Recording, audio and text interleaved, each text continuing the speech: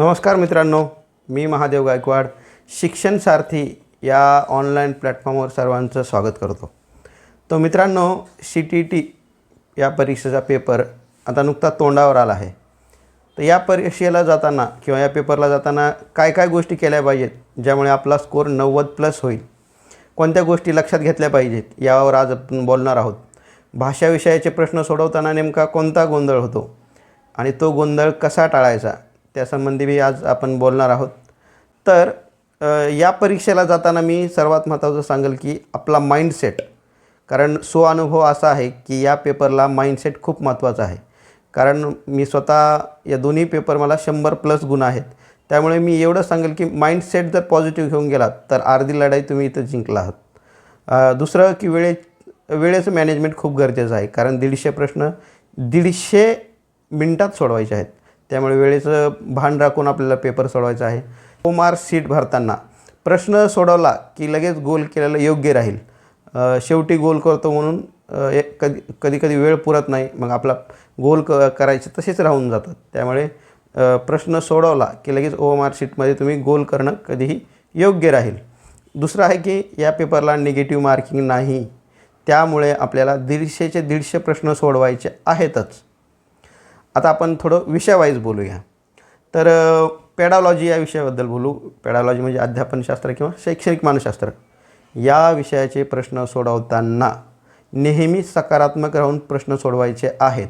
म्हणजे प्रश्न ज्यावेळेस आपल्याला विचारला जातो त्यामध्ये 4 पर्याय असतात. त्यापैकी कोणता पर्याय जास्त सकारात्मक आहे ते उत्तर म्हणून शक्यतो द्यायचं आहे.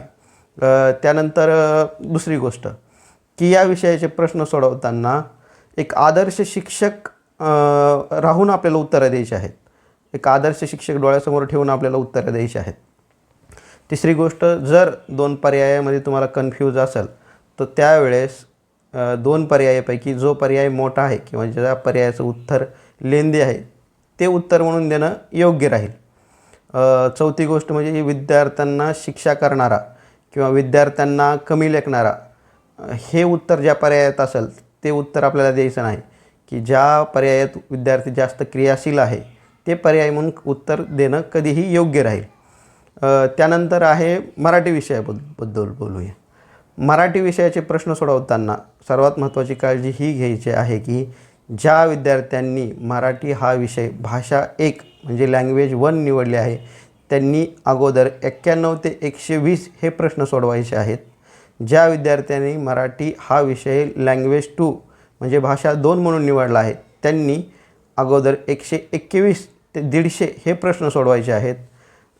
आणि मराठी विषयाचे प्रश्न सोडवताना आधी उतारा वाचून त्यानंतर प्रश्न सोडवणं योग्य राहील असं मला वाटतं. पण ज्या विद्यार्थ्यांनी आधी प्रश्न नंतर उतारा ही प्रॅक्टिस केली आहे तेही केलं तरी योग्य राहील. हिंदी भाषा विषयही तसंच सांगाल मी की हिंदी विषयाचे प्रश्न सोडवताना ज्या विद्यार्थ्यांनी हिंदी भाषा 1 किंवा लँग्वेज 1 म्हणून निवडले आहे त्यांनी अगोदर 91 ते 120 हे प्रश्न सोडवायचे आहेत. परंतु ज्या विद्यार्थ्यांनी हिंदी हा विषय भाषा 2 किंवा लँग्वेज 2 म्हणून निवडली आहे त्यांनी 121 ते 150 हे प्रश्न सोडवायचे आहेत. हा गोंधळ खूप मुलांचा होतो आणि यामुळे अक्षरशः पेपर खूप चांगला गेलेला असतो परंतु गुणच मिळत नाहीत, कारण आपण चुकीचे प्रश्न सोडून आलेला असतो. त्यामुळे हे विशेष लक्षात ठेवायचं आहे. हिंदी विषयाचंही तसंच आहे. उतारे सोडवताना आधी उतारा वाचून नंतर प्रश्न सोडवणं योग्य राहील. त्यानंतर बोलूया गणित आणि बुद्धिमापन. तर आधीच सांगितलं आहे मी की आपल्याकडे 150 प्रश्न 150 मिनटं आहेत. म्हणजे हे विषयाचे प्रश्न सोडवताना वेळेची विशेष काळजी घ्यायची आहे किंवा भान राखायचं आहे. गणिताचे प्रश्न सोडवताना काही प्रश्न आपल्याला पर्यायावरून उत्तर देता येतात का हे पाहायचं आहे. बुद्धिमत्ता या विषयाचे प्रश्न सोडवताना ती काळजी घ्यायची आहे की काही उत्तर आपल्याला पर्यायावरून उत्तर जाता येतं का, जसं की वयवारीचा प्रश्न असेल, रेल्वेचा असेल, काळकाम वेगचा असेल. हे टॉपिक गणित आणि बुद्धिमत्तेचे हे पर्यायावरून उत्तर देता येतील का किंवा सोडवता येतील का हे पाहायचं आहे. त्यानंतर EVS मध्ये प्रश्न हे पर्यावरण, जागतिक भूगोल किंवा आपल्या आजूबाजूचा आजूबाजूचे जे नैसर्गिक घटक आहेत त्यावर प्रश्न येतात, त्यावेळेस ते प्रश्न बारकाईने वाचायचे आहेत आणि शेवटी सत्य विचारलं आहे की असत्य हे बघायचं आहे. त्यानंतर चा विषय म्हणजे इंग्लिश विषय ज्यांनी लँग्वेज 1 म्हणून निवडला आहे किंवा लँग्वेज 2 म्हणून निवडले आहे त्यांनीही मराठी आणि हिंदीसारखंच करायचं आहे.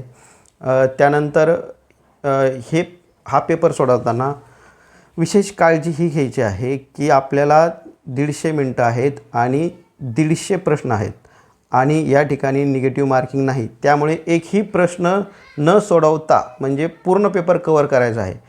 हा माइंडसेट ठेवून तुम्ही पेपरला जा, निश्चितच तुम्हाला खूप चांगले गुण मिळतील. त्यामुळे या पेपरला सर्वांना खूप खूप शुभेच्छा. व्हिडिओ पाहिल्याबद्दल धन्यवाद. तुम्हाला काही प्रश्न पडले असतील तर निश्चितच कमेंट बॉक्समध्ये कमेंट करा. धन्यवाद.